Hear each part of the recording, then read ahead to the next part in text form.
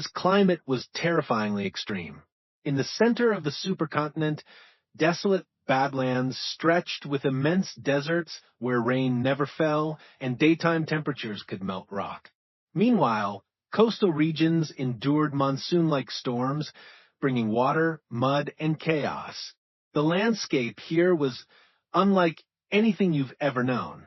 Everything was alien, an extraterrestrial planet, but in fact, it was Earth in its most ancient form. But the most terrifying thing wasn't the environment. It was the creatures that lived there. Don't let the desolate atmosphere fool you. Pangaea was not empty. It was ruled by creatures you've never seen in any school science book, predators that weren't dinosaurs, but were just as terrifying.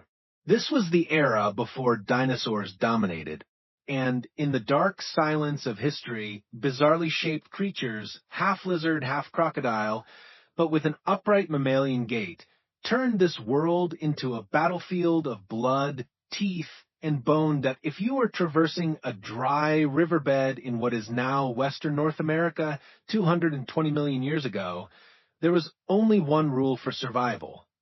Never let your guard down. Right at the edge of that desert, a creature over 6 meters long lurked in the suffocating heat. Its skin was covered in thick scales and osteoderms, like a battle armor perfectly designed through millions of years of evolution. It wasn't quite a dinosaur, though it had a similar build. In fact, it was a different creature, one of Pangaea's first dominant predators, Prehistoric. The name might sound unfamiliar, but don't be deceived. This was no weakling. Prehistoric was a biological killing machine with a tank-like body as long as a small car and weighing almost half a ton.